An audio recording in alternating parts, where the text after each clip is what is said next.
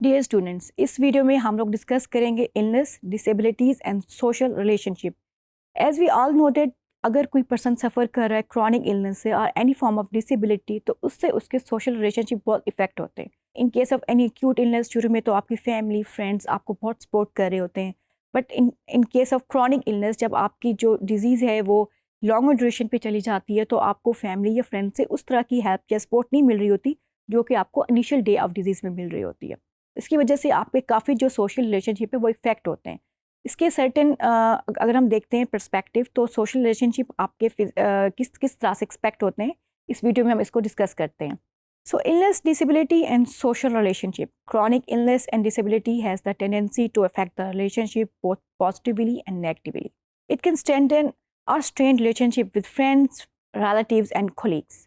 So, chronic illness and disability possesses three types of challenges due to which the social relations are altered. That are social challenges, physical challenges, and financial challenges. अच्छा, अगर हम बात करते हैं सबसे पहले social challenges, ऐसे कौन से सोशल चैलेंजेस होते हैं जो कि फेस करने पड़ते हैं if a person is suffering from any chronic illness or disability. During illness and disability, families pull together and individuals realize how much they mean to each other.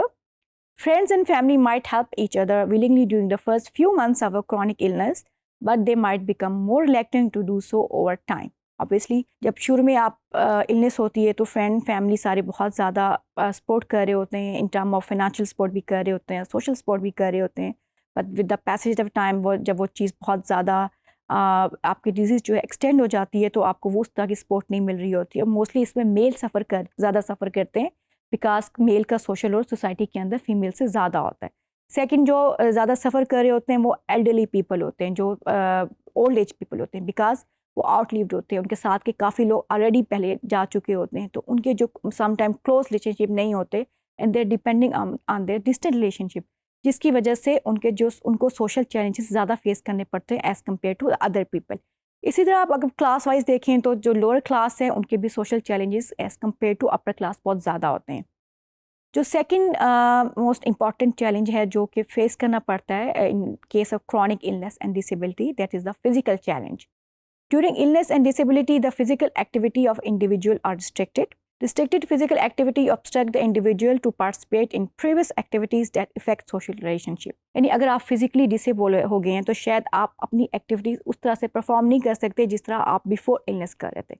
Let's suppose एक बच्चा है या एक लड़का है 17-18 ईयर्स का, वो रोज़ शाम को अपने फ्रेंड्स के साथ जाकर क्रिकेट खेलता है या टेनिस खेलता है, बट जब उसको कोई इस तरह की फिजिकल डिसेबिलिटी होती है, इंस्टेड ऑफ दैट कि वो चाह रहा है कि वो जाके अपने फ्रेंड्स के साथ सोशलाइज करे, लेकिन उसकी जो फिजिकल डिसेबिलिटी है वो उसको ये परमिट नहीं कर रही कि वो पहले की तरह अपनी एक्टिविटीज़ को रिज्यूम कर सके जो कि बिफोर इलनेस थी।